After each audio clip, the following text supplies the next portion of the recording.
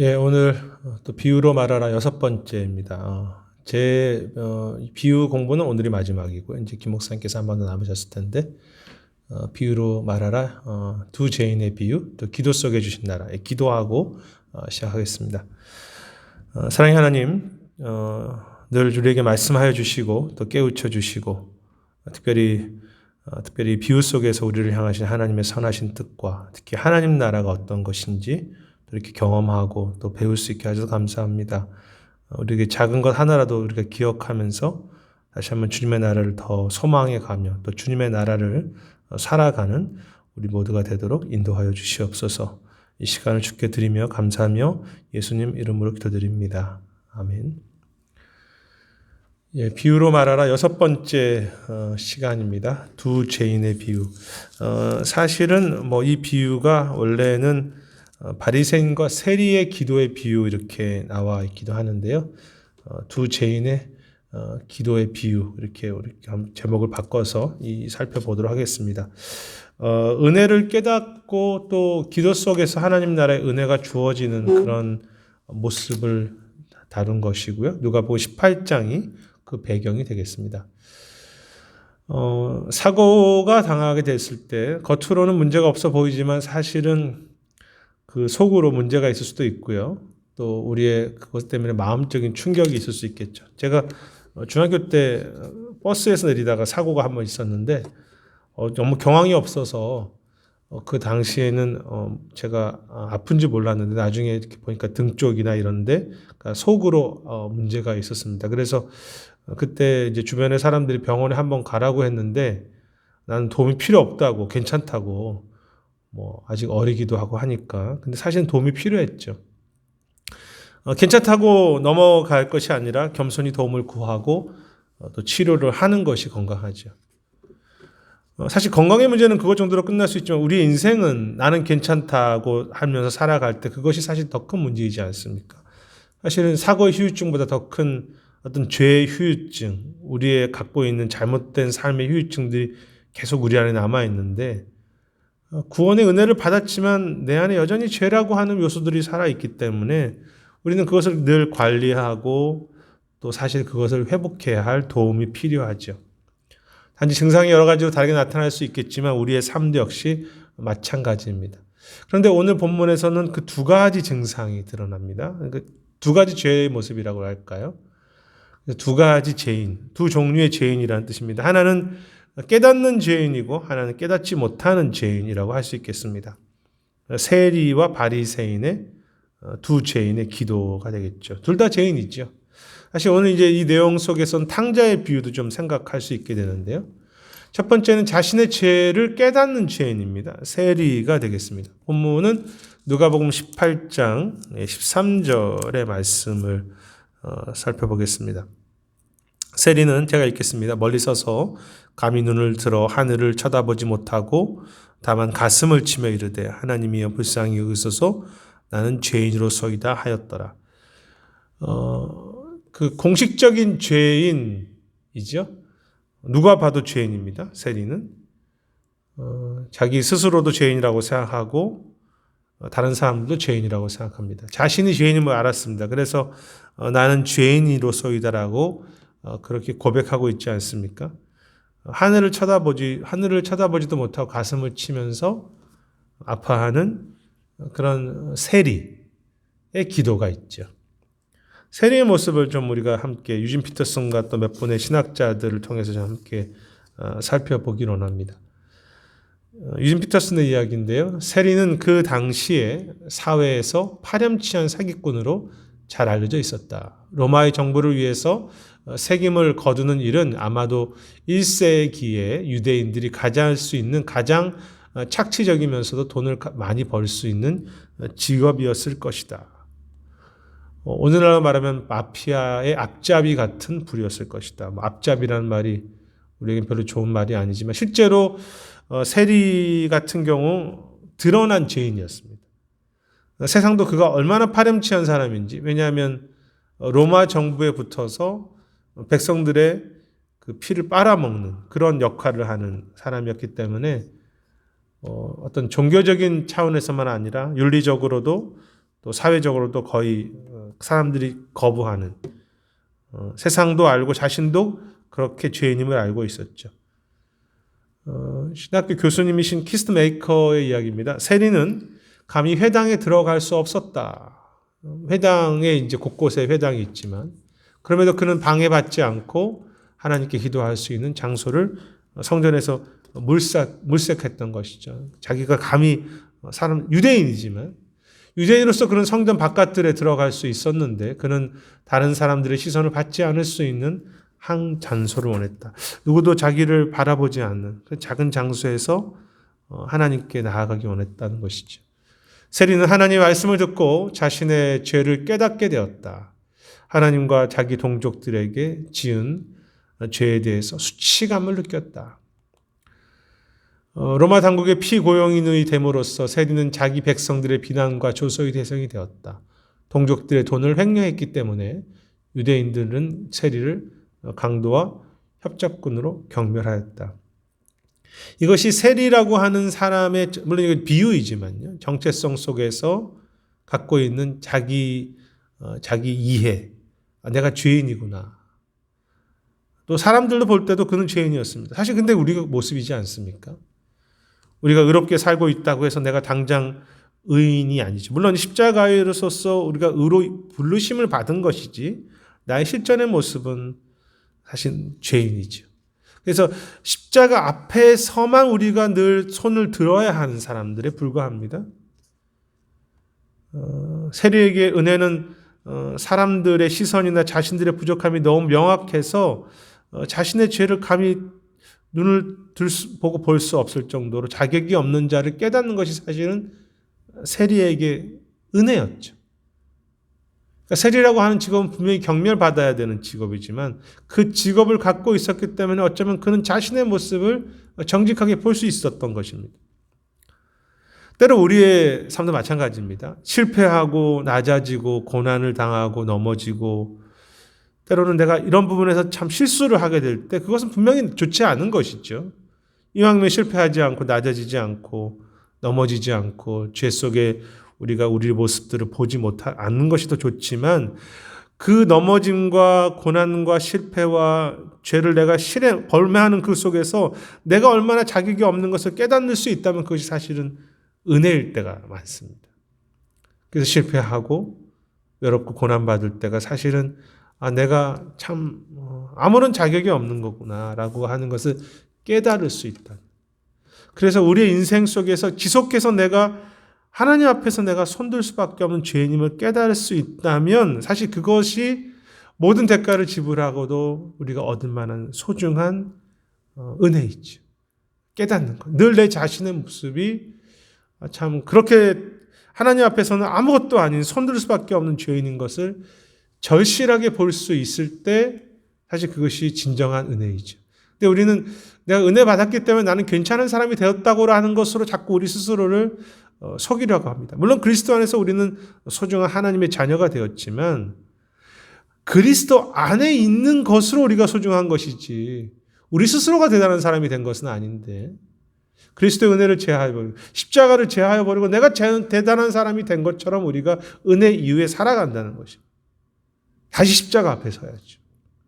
그래서 내 모습을 정직하게 보고 그 안에서 존귀한 것입니다. 그 안에서 우리가 주의 은혜로 말미암아 하나님의 자녀라고 하는 자존감을 얻는 것이죠.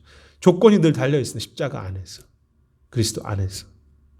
우리는 그걸 놓치고 어느 순간에 이미 내가 하나님 앞에서 의롭게 되었고 한 백성이니까 내가 괜찮은 대단한 사람인 것처럼 착각하고 산다는 것. 그것이 오늘 우리에게는 은혜가 아닌데 사실 세리는 자기의 모습을 볼 수 있었죠. 따라서 그 반대의 모습은 무엇입니까? 이제 자신의 죄를 깨닫지 못하는 죄인. 바리새인의 모습이겠죠. 누가복음 18장 10절에서 12절까지 오늘 이제 본문에 시작하는 내용인데요. 제가 봉독하겠습니다. 두 사람이 기도하러 성전에 올라가니 하나는 바리새인이요 하나는 세리라.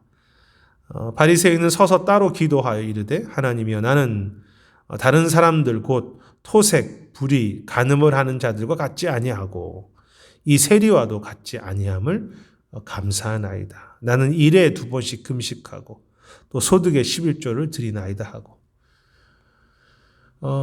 제가 이 파워포인트 순서가 좀 그러는데요. 공식적인 죄인이라는 것을 이 바리새인은 오히려 자기 스스로를 보지 못했죠. 사실은 공식적인 자기는 의인이라고 생각한 것입니다. 여기 나와 있는 여러 가지 내용들, 토색하지 아니하고 또 간음하지 아니하고 일에 2번씩 소득의 11조를 사실은 굉장히 의로워 보이는 것인데 공식적으로는 의로운 사람처럼 보이지만 사실은 그것은 죄인이죠. 왜 그렇습니까? 9절로 한번 가보겠습니다.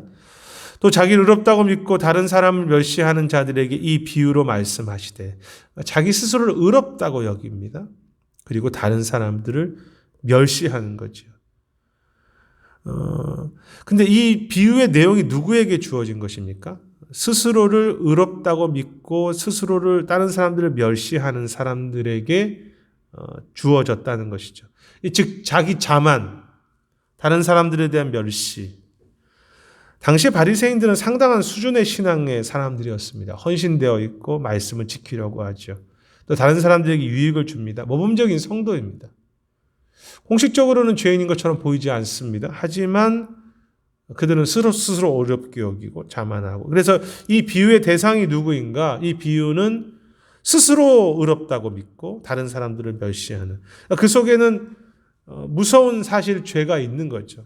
이 본문에서도 그 세리와 같지 아니함을, 세리를 무시하는 그 모습이 이 바리새인에게 있는데요. 그것이 드러나지 못한 것, 그러니까 자기 자신의 죄를 깨닫지 못한 것. 하나님 나라의 특징은 인간에게는 의가 없다는 것인데요. 그것이 하나님 나라의 특징입니다. 지금 저희가 하나님 나라 안에서 주어진 비유를 살펴보고 있는 것인데요. 하나님 나라에는 인간에게는 의가 없다는 것이 중요한 하나의 출발점입니다. 우리는 의롭게 행동하려고 해야 합니다. 하지만 그것이 의는 아닙니다. 우리는 하나님의 말씀에 따라 순종합니다. 그것이 의가 될 수 없습니다. 의는 오직 하나님께만 주시는 것이죠.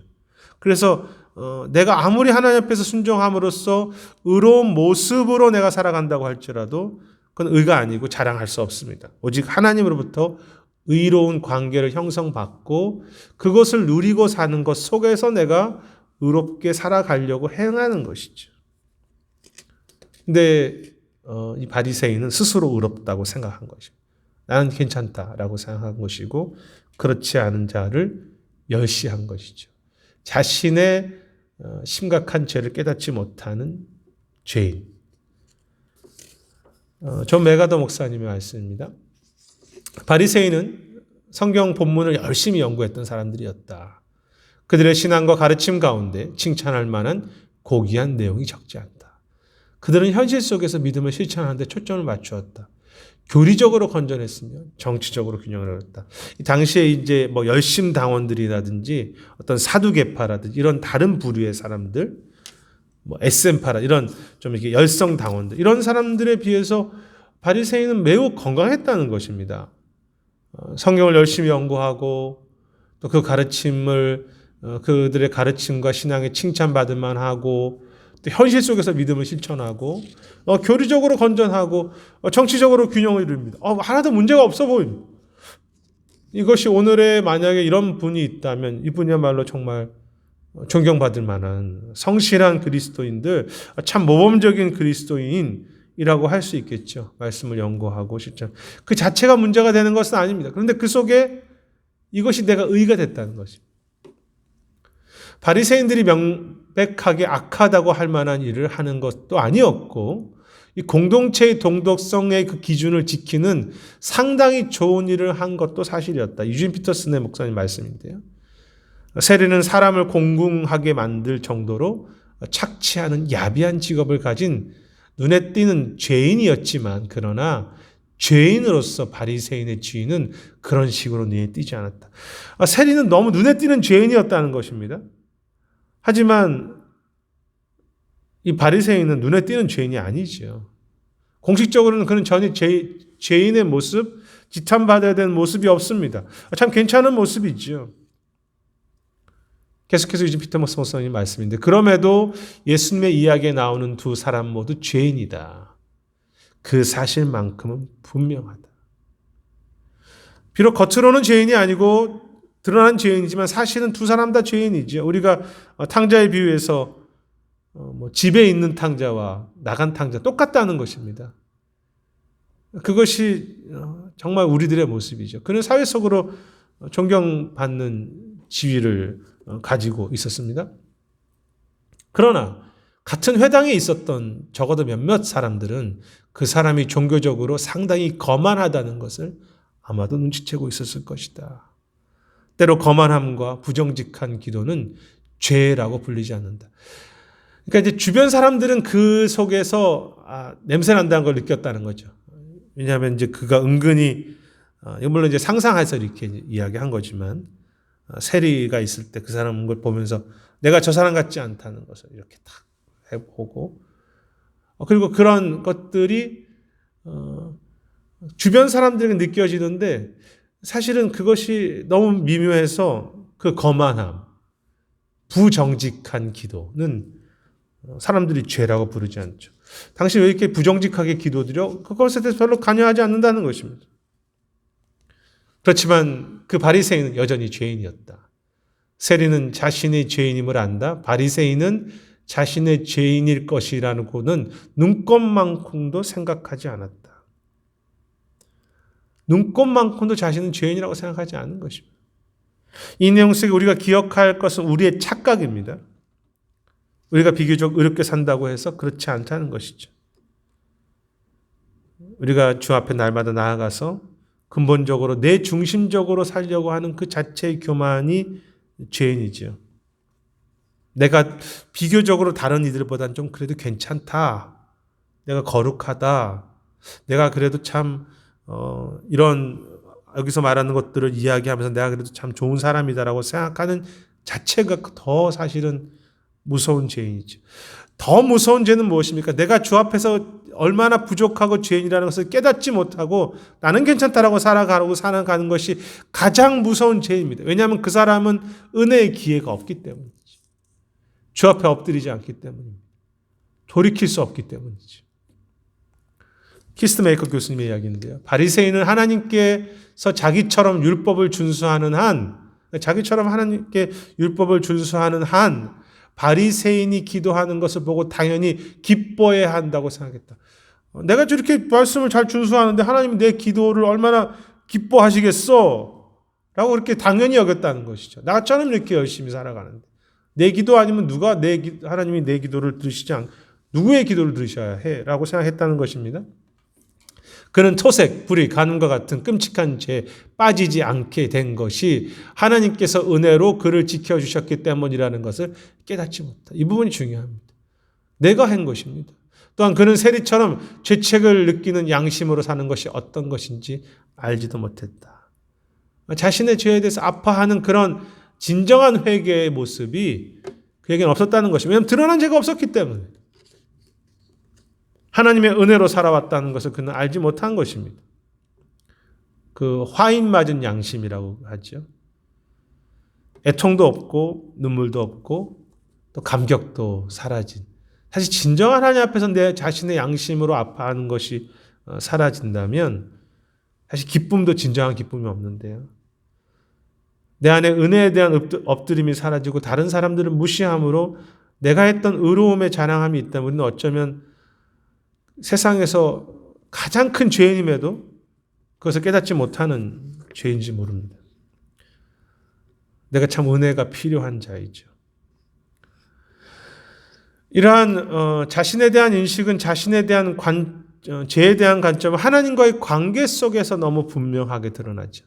그러니까 두 사람은 이제 한 사람은 자신이 죄인임을 깨달았고요. 한 사람은 자신의 외형적인 모습 때문에 자신이 죄인이라는 것을 꿈에도 꾸지 않았던 자신에게 이런 회개할 것이 그렇게 뭐 얼마나 있겠어라고 그렇게 생각했던 사람인데요. 그 태도는 기도의 내용에 드러나게 됩니다. 하나님을 이제 찾는 내용에서 드러나게 되는데요. 두 번째 내용이 기도와 하나님 나라. 뭐 응답이라고 할 수도 있겠습니다. 사실 이제 오늘 공부 속에서 제일 중요한 부분이 되겠죠. 어떻게 기도했고 어떻게 하나님 나라가 임하게 됐는지. 그런데 이 기도의 내용은 결국은 무엇에 출발합니까? 내가 누구인지를 깨닫는 두 죄인의 자기 스스로를 바라보는 내용에 따라서 기도의 내용도 다르고 하나님 나라를 경험하는 것도 완전히 다르게 되는 거죠. 첫 번째 18장 11절 읽었던 내용을 다시 한번 하겠습니다. 기도 하나님이 필요하다는 거 손을 드는 것이 사실 기도인데요. 18장 11절에 바리새인은 서서 따로 기도하여 이르되 하나님이여 나는 다른 사람들 곧 토색, 불의, 간음하는 자들과 같지 아니하고 이 세리와 같지 아니함을 감사하나이다. 바리새인이 감사의 기도를 드리는 것 같은데 사실은 감사라는 표현을 썼는데요. 사실은 어떻게 보면 내가 충분하다는 기도이죠. 바리새인은 자기 스스로의 삶이 하나님 없이도 내가 이 정도로 잘 살고 있습니다 라는 것으로 표현하고 있습니다. 반면 18장 13절에서 세리는 어떻습니까? 세리의 기도는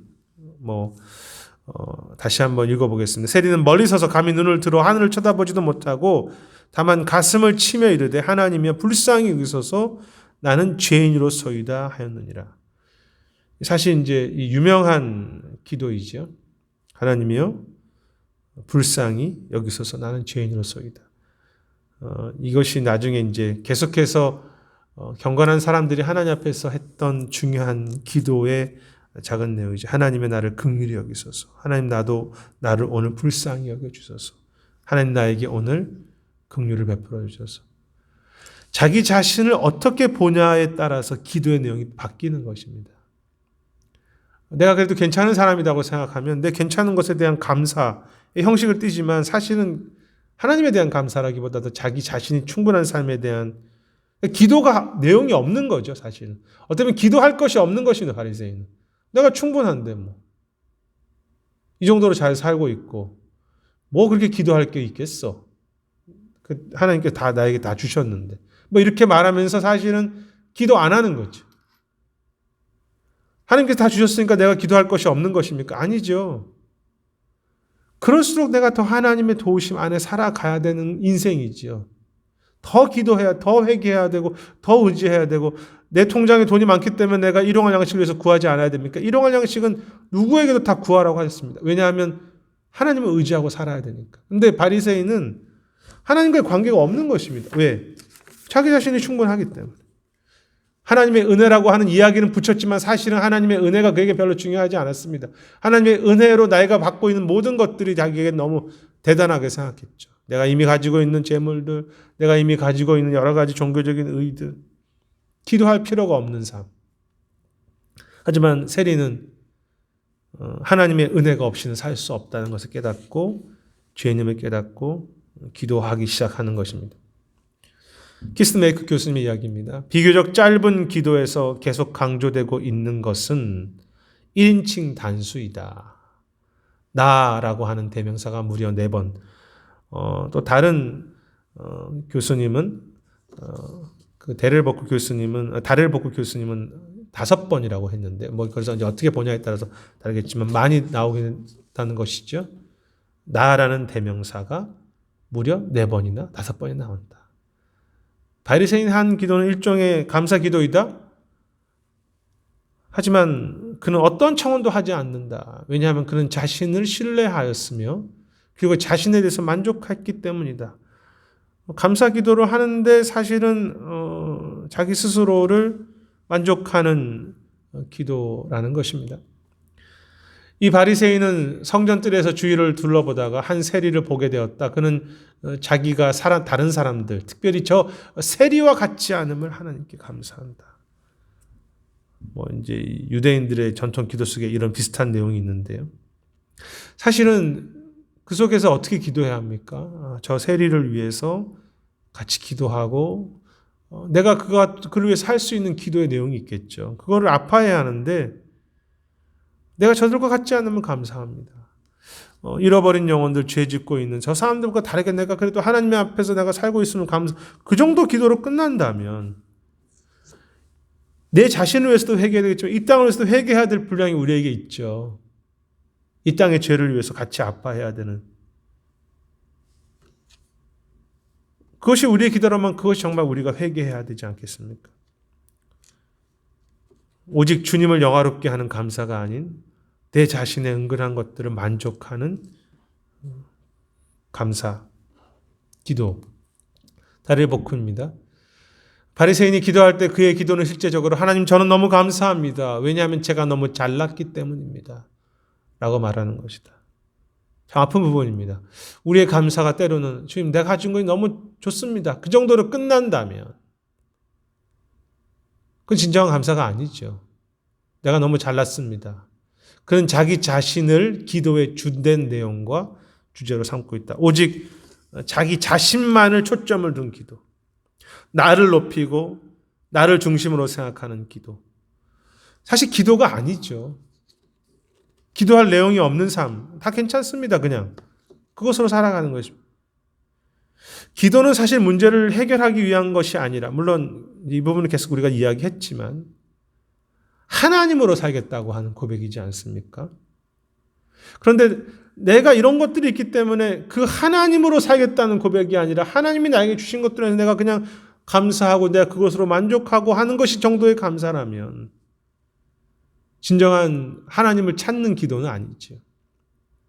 기도의 능력도 기도에 대한 회개도 기도의 속에서 하나님과의 관계도 사라진 종교가 되어버린. 그래서 기도를 하지만 결국 그것이 위선이 된다는 것입니다. 하나의 종교적인 의무가 되고 내가 해야 될 것이지만 사실은 그 기도 속에 하나님을 간절히 구하지는 않는 것이죠. 유진 피터슨 목사님 얘기입니다. 교회 안에 내용 없는 형식이 기도의 형식입니다. 기도의 시간과 장소 속에 그토록 팽배하다는 사실은 그다지 놀랍지 않다. 기도를 많이 하고 기도의 형식을 띠지만 징적으로 하나님을 찾지 않고 하나님이 필요하지 않다고 생각하는.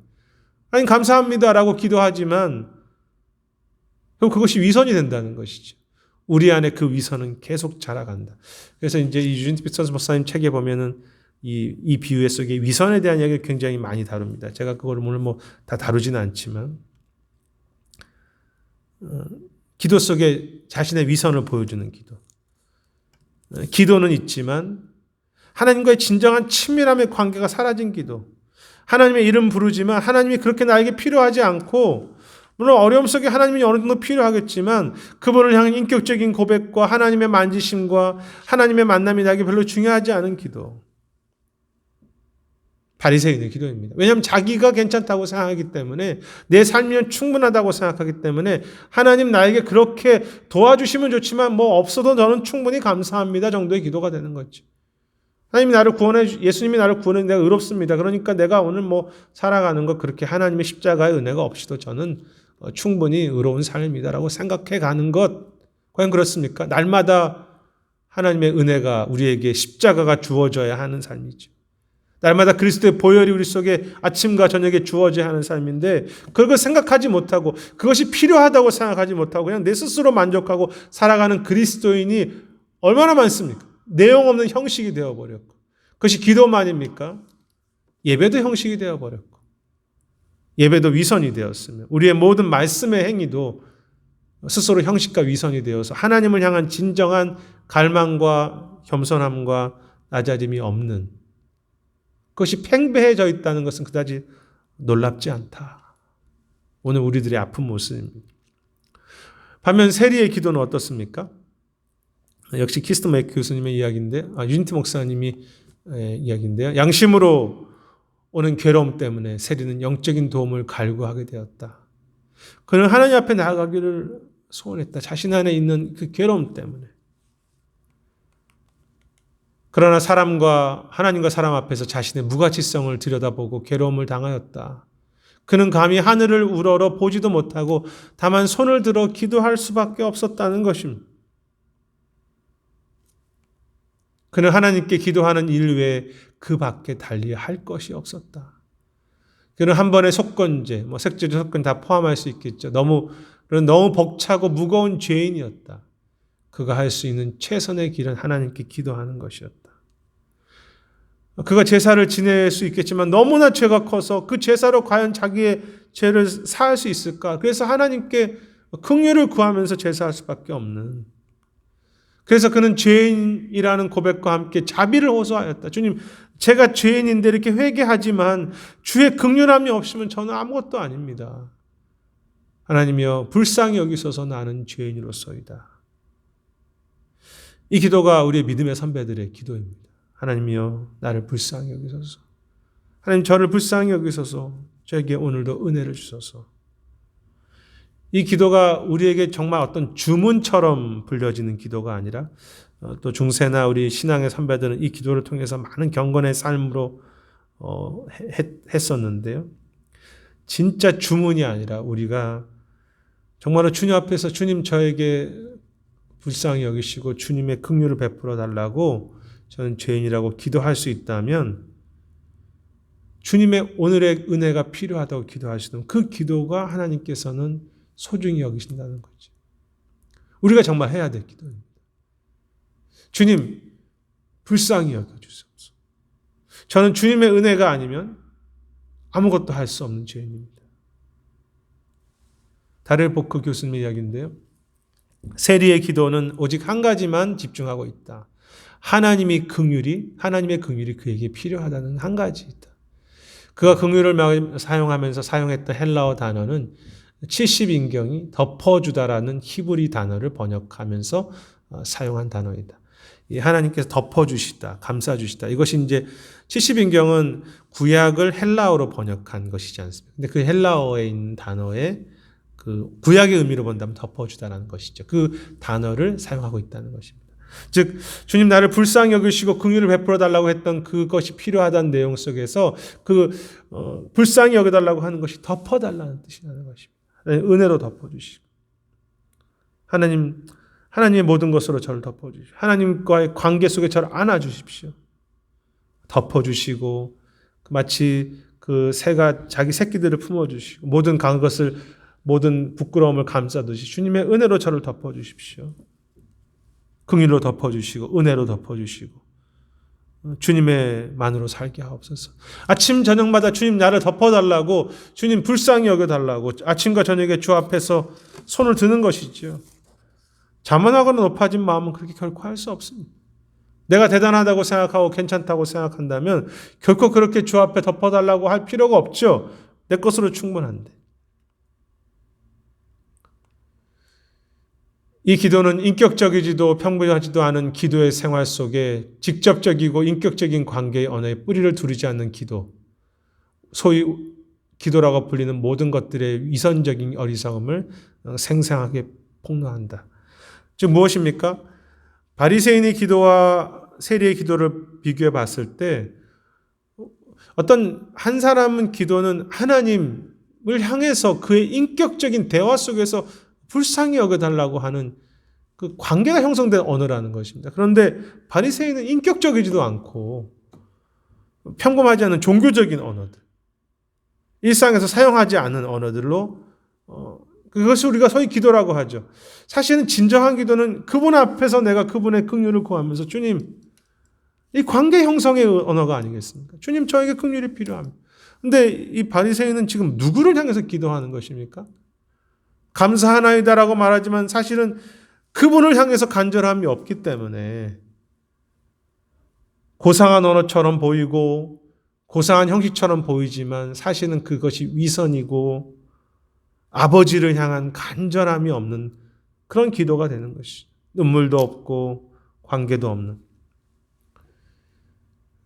이집트에서는 그 위선에 대해서 제가 조금 전에도 말씀드렸지만 우리의 기도 속에 그런 위선이 드러나서 우리의 기도가 너무 멋있어졌다는 것입니다. 우리의 기도가 너무 화려해졌다는 것이죠. 화려한 언어의 기도가 필요하지 않다는 것이 아닙니다. 그 언어가 정제되어야 하죠. 그렇지만 그 속에 과연 하나님을 향한 진심의 언어가 그분 앞에서 말하고자 하는 그 한마디가 있느냐는 거예요. 그분이 지금 내 앞에서 듣고 계신 그분에게 내가 기도하고 있는가? 아니면 내가 기도를 하면서 청중들에게 내 이야기를 하고 있는 것인가? 어쩌면 이 바리새인의 기도는 다른 사람들이 들을 때 와, 저 사람들은 정말 대단한 사람이구나라고 이야기하지 않겠습니까? 근데 그렇기 때문에 그 속에는 인격적인 언어가 아니라는 거죠. 근데 바리새인 세리는 주님, 저를 불쌍히 여겨 주십시오 라고 그렇게 기도하는, 저는 우리의 기도가 그랬으면 좋겠습니다. 때로 우리가 기도할 힘도 없고 기도할 언어도 부족하지만 주님 불쌍히 여겨 주십시오. 주님 그 가정을 긍휼히 여겨 주십시오. 주님 이 땅을 불쌍히, 우리가 뭐 어떻게 기도할 바를 모르겠어. 그렇지만 주님 주의 은혜로 덮어 주십시오. 부족한 언어지만 기도해 갈 때 그곳에 어떤 은혜가 있습니까? 약한 기도이지만 하나님의 그 응답의 은혜가 있죠. 이제 결론인데요. 기도와 하나님의 나라, 응답, 의가 주어졌다. 하나님의 나라가 임했다라고 표현할 수 있겠습니다. 아시는 것처럼 이 의라는 것은 관계적인 의미를 말하고요. 의라는 것은 관계가 형성된 그런 모든 삶이기 때문에 결국 그것이 하나님의 나라라고도 표현할 수 있겠습니다. 그래서 우리가 의로워졌다는 것은 하나님 나라의 관계 속에 들어갔다는 뜻이 되겠는데요. 은혜가 주어졌다는 것이죠. 18장 14절 우리가 이제 읽지 않았는데 제가 마저 읽겠습니다. 내가 너희에게 이르노니 이에 저 바리새인이 아니고 이 사람이 의롭다 하심을 받고 그의 집으로 내려갔느니라. 우리 자기를 높이는 자는 낮아지고 자기를 낮추는 자는 높아지리라 하시니라. 사실 이제 비유 속에서 주님이 하시고 싶은 핵심이지. 어쩌면 이 비유를 듣는 사람들은 당연히 하나님의 은혜가 바리새인에게 있어야 된다고 생각했습니다. 그런데 어떤 반전입니까? 저 바리새인이 아니고 이 사람이 의롭다 하심을 받았다. 세리가 응답을 받습니다. 근데 응답의 내용이 좀 독특합니다. 의롭다 하심을 받았다. 저 세리가 하나님께서 저 세리를 이렇게 그 기도의 응답, 물론 그 기도가 내용이 그런 것이었긴 했지만, 근데 굳이 응답받았다라고 표현하셔도 되겠지만 의롭다 하심을 받았다. 그렇게 말씀하시는 것입니다. 어쩌면 이 바리새인이 받지 못한 것은 당연하겠죠. 구한 것이 없었으니까. 기도한 것이 없었습니다. 바리새인은 감사한다는 형식으로 자기를 자랑했을 뿐이지. 하지만 이 세리가 긍휼을 구할 때 하나님이 응답하시죠. 단지 응답하시는 것이 아니라 의로움을 주시고 주님의 관계 속에 하나님 나라 속에서 그가 이제 환영된다는 것입니다. 우리가 전체 이 비유 공부를 하면서 한 가지 기억하셔야 될 것은 이 비유들이 하나님 나라의 관점 안에서 주어졌다는 것입니다. 내가 어떻게 좀 선하게 살고 내가 어떻게 좀 회개 좀 잘하고 이런 정도가 아니죠. 왜 이런 하나님 앞에서의 회개가 필요합니까? 기도가 하나님 나라의 의 속에 하나님 나라의 관계라는 속에 내가 들어가기 위함이죠.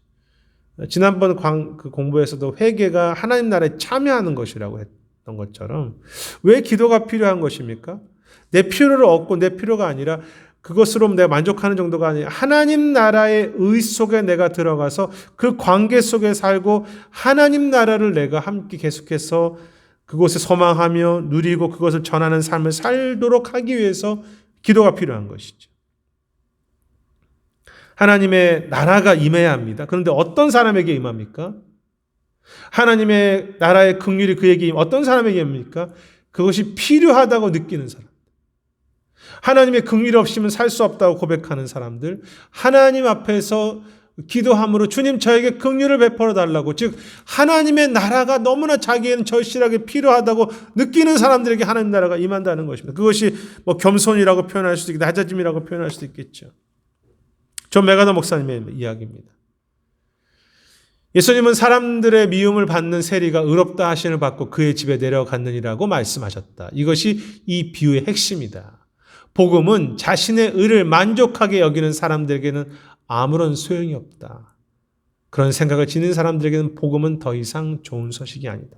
여러분, 재미있는 것이 있습니다. 복음은 받을 때 우리는 하나님밖에 없다라고, 자기의 의는 없다라고 복음을 받습니다. 그런데 복음을 받은 이후에도 계속해서 우리는 복음으로, 믿음으로, 주의 의로 살아가야 되는데, 복음을 받았으니까 나는 이제 괜찮다라고 생각하면서 나에게는 더 이상 복음이 필요하지 않다고 느끼는 거죠.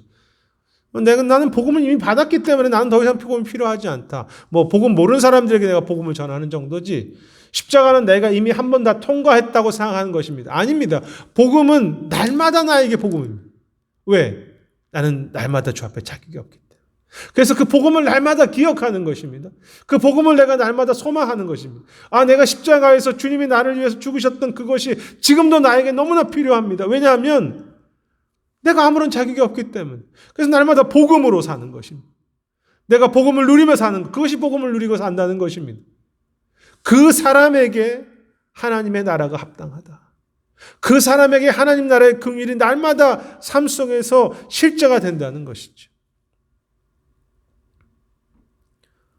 하나님의 나라가 필요한 사람들. 복음이 내가 오늘도 필요하다고 생각하는 사람. 하나님의 의가 나에게 오늘도 절실하게 필요하다는 사람들은 그것을 위해서 구하고 살며 그때 주시는 약속이 응답이 주어지는 것이죠. 다렐 보크 교수님 이야기인데요. 정말 중요한 것은 하나님이 주실 수 있다는 것을 인정하고 깨닫는 마음이다. 하나님이 주신 제 사함을 구하는 사람은 그것을 받는다. 날마다 하나님의 긍휼을 구하는 사람은 긍휼을 얻게 될 것이고요. 그 속에 하나님의 나라가 임하게 되는 것이죠. 정말 우리가 그것을 구하고 소망하며 살아갈 때 하나님께서는 그것을 그 의가 하나님 나라가 우리에게 주어진다고 약속하시는 것이죠. 이 다렐 보크 교수님은 이제 이 본문 뒤에 보면 예수님이 아이들을 바로 내용 다음에 있지 않습니까? 그래서 이제 예수님이 아이들이 오는 것을 금지하지 말라라고 하는 내용들을 연결해서 이제 설명을 하면서요. 예수님은 아이들이 주께로 오도록 초청하시는데 그들은 중요한 사람들이기 때문이다. 천국에서 중요한 사람들입니다. 하나님 나라의 중요한 모습들이죠. 그러니까 지금 계속 하나님 나라 이야기를 하고 계신 것입니다. 그냥 윤리적으로 회개 기도하라는 정도가 아니라 회개한 기도를 통해서 하나님 나라의 의를 날마다 경험하라는 것인데 바로 하나님 나라 속에 하나님 나라는 이런 아이들의 작은 나라 사람들의 것이 중요하다. 예수님은 오직 하나님의 나라는 어린아이처럼 받드는 자, 하나님 나라를 소망하는 자, 하나님 나라를 중요하게 여기는 자, 그리스도의 그 의와 그 긍휼을 소중히 여기는 사람만이 그곳에 들어간다고 말씀하시는 것이다. 우리는 구원을 받을 때 하나님의 은혜가 필요한 것으로 끝나지 않고 그 구원의 은혜가 날마다 우리 삶 속에 그것을 받드는 자, 하나님 나라를 내게 소중하게 생각하는 자, 하나님의 긍휼이 내 안에 덮어지기를 그렇게 받드는 자들에게는 그것이 하나님 나라가 임한다는 것입니다. 혹시 그것을 우리는 잃어버리고 사시지는 않습니까? 내가 주인 되어 살고 기도하지 않고 살아가는 모습. 계속 하나님 나라를 살아가는 방법은 구하고 또 구하고 하나님 나라를 또 소망하고 주님 그 나라가 나에게 지금 필요해요라고 구하고 살아가는 그 낮은 자에게 겸손한 자에게 그리스도의 의, 하나님의 의, 그 나라가 임한다. 하나님 나라에 들어가면 하나님의 도우심이 필요하다는 것을 인식하는 겸손의 문제이다. 키스메이크 교수님의 이야기입니다. 바리새인은 스스로 의로운 자임을 자처했기 때문에 하나님의 자비가 필요하지 않았다. 그렇죠. 필요 없습니다. 그러니까 오늘 하나님의 긍휼이 필요 없는 것이죠.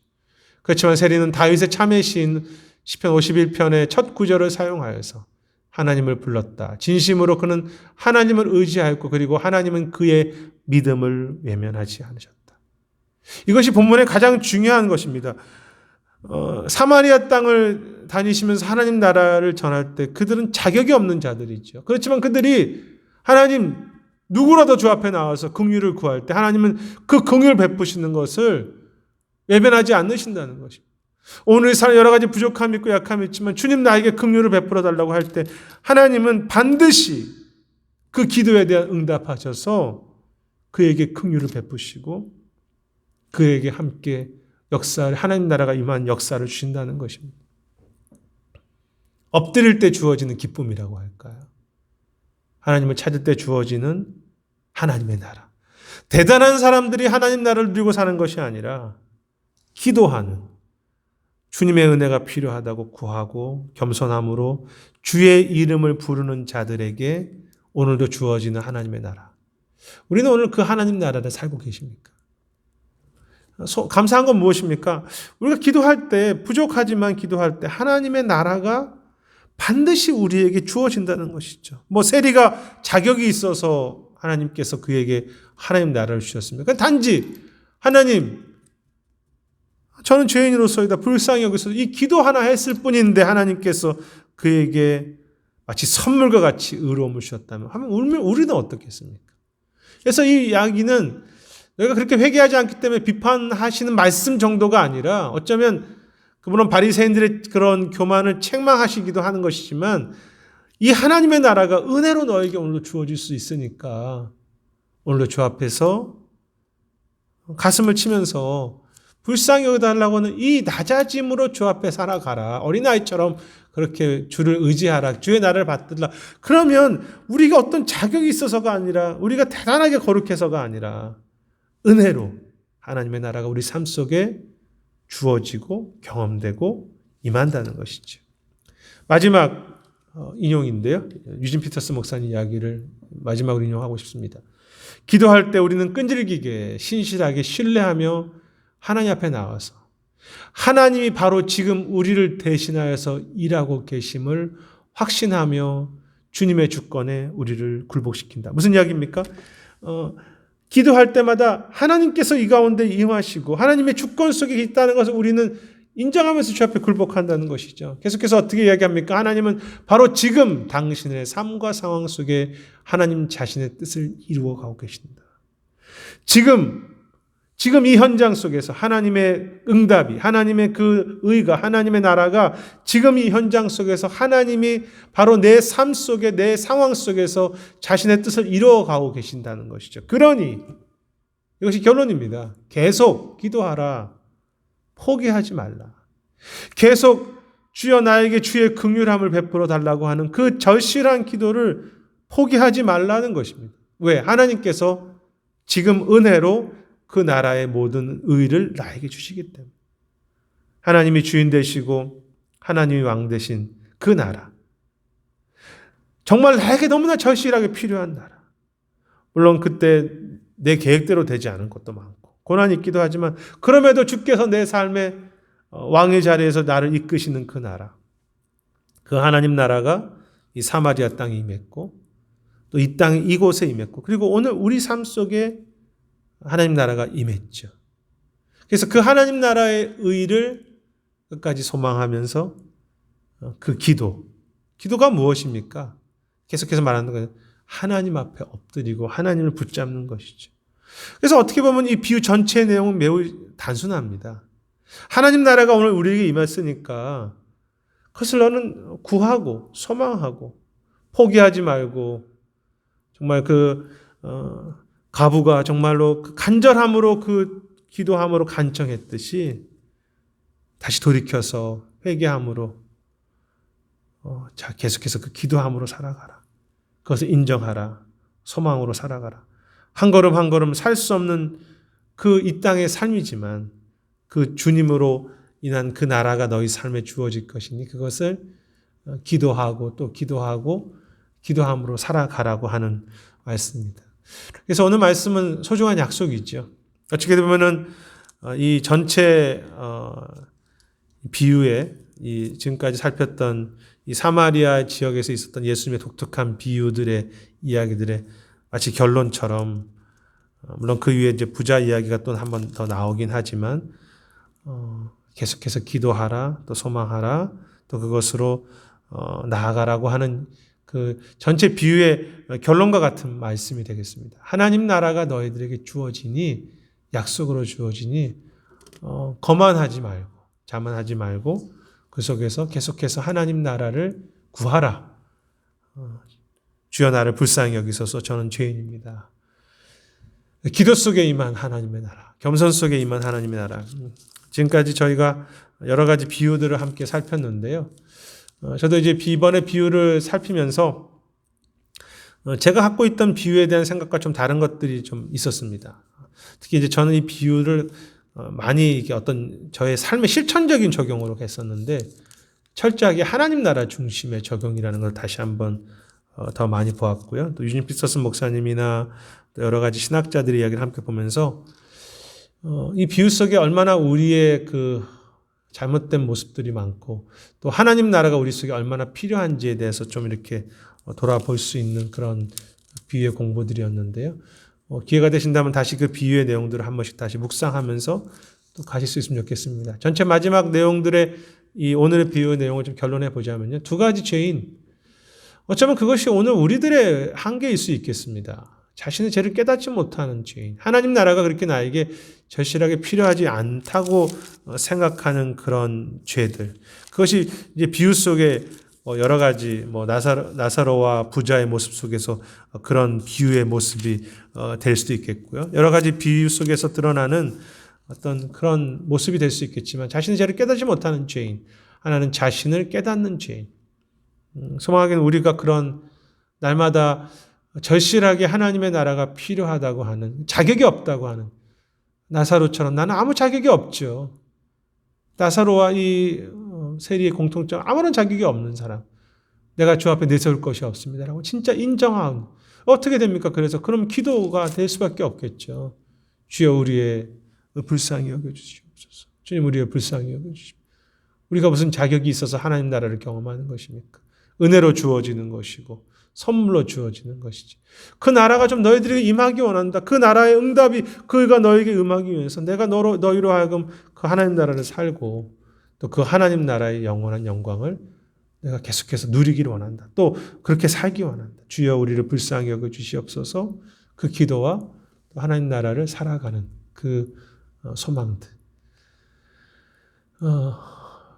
분명히 우리에게는 어떤 사고가 났을 때는 그거에 대한 조치가 필요한데요. 근데 은혜 이후에도 다시 은혜로 살아가야 합니다. 그것이 저는 이 하나님 나라의 비유 전체의 내용이라고 생각합니다. 하나님의 은혜를 우리에게 주셨습니다. 은혜로 지금 사마리아 땅에 하나님 나라가 임했습니다. 그렇다면 그것을 더 사모하면서 그 은혜를 주셨기 때문에 다시 더 은혜를 구해야죠. 어떻게 은혜를 구합니까? 우리의 후속 조치는 무엇입니까? 우리가 무엇이 필요합니까? 날마다 십자가죠. 날마다 은혜가 필요한 것입니다. 사고를 당한 후에 여러 가지 치료가 필요한 것처럼 우리는 비록 하나님의 은혜로 다시 한번 거룩한 사람, 거룩한 의롭다고 하시면 불리는 삶이 되었지만 그 사고의 후유증 우리에게 남아있죠. 그래서 오늘 다시 은혜가 필요합니다. 죄의 후유증이 남아있습니다. 다시 날마다 십자가 앞에 엎드려서 하나님 저는 주의 은혜가 필요합니다. 주의 긍휼로 저를 덮으시옵소서. 기도할 때 주의 은혜가 우리를 덮으시고 장악하시고 아무런 자격도 없는 자들에게 하나님께서 우리를 하나님 나라의 신실한 존귀한 자로서 아브라함의 품 안에서 물론 그것이 비유지만 안식할 수 있는 존귀한 자로서 이렇게 우리를 맞아주시고 세리를 하나님께 존귀하게 보시듯이 우리의 삶을 그렇게 하나님 나라로 신실하게 이끌어 주시는 그런 삶. 그래서 은혜 이후에 다시 은혜로 살아가시고 또 이런 십자가의 은혜를 깨닫는 만큼 또 우리 주변에 세리 같은 사람들, 우리도 세리지만 또 세리가 있는 사람들에게 그들을 환영해 주고 또 그들을 축복해 주고 또 그들이 주님의 나라로 올 수 있도록 그들이 함께하는 그 회개의 기도에 나도 동참해 갈 수 있다면 그것이 바로 전도이고 선교이고 우리가 마땅히 해야 될 오늘 우리의 기도 또 그리고 오늘 우리의 하나님 나라라고 생각합니다. 그동안 함께 또 이렇게 공부해 주셔서 감사하고 계속해서 또 목사님 공부도 남아있고 또 이후에 또 진행되는 여러 가지 공부를 통해서 계속해서 하나님 나라와 그 하나님 나라 초대의 그 기쁨을 누려가시는 저와 여러분들이 되시기를 주의 이름으로 축원하겠습니다. 제가 기도하겠습니다. 하나님 참 세리와 같은 자를 주께서 의롭다 여기시고 아무것도 한 것 없고 단지 겸손히 주의 긍휼이 너무나 필요함을 깨닫고 구하는 자에게 의롭다 하시고 천국의 삶으로 높여주시며 그에게 응답하심으로 함께 하셨던 것처럼 오늘도 우리에게 그 귀한 은혜로 함께 하시고 날마다 은혜로 십자가로 우리 앞에 세워주셔서 감사합니다. 그럼에도 참 교만합니다. 기도하지 않습니다. 십자가 앞에 서지 않습니다. 우리가 대단한 것처럼, 우리가 이미 다 이룬 것처럼 십자가를 과거에 두고 복음을 과거에 두며 주님 앞에 서는 그 회개를 과거에 둬버리고 오늘 내가 주 앞에 얼마나 주가 필요한지, 십자가가 필요한지, 복음과 주의 긍휼이 필요한지 기도하지 않는 인격적인 기도의 언어가 사라진, 형식만 남아있고 감사한다고 말하지만 진정한 주를 향한 간절함이 사라진 그런 예배, 그런 기도, 그런 우리들의 삶, 주님 회개하게 하시고 깨닫게 하시며 진심으로 주여 긍휼히 여겨주시오, 불쌍히 여겨주시옵소서, 저는 죄인입니다라고 기도해가는 그 간절함의 호소가 멈춰지지 않는 귀한 우리 모두가 되도록 인도하여 주시옵소서. 감사드리며 모든 말씀 예수님 이름으로 기도드립니다. 아멘. 모든 공부를 마쳤습니다.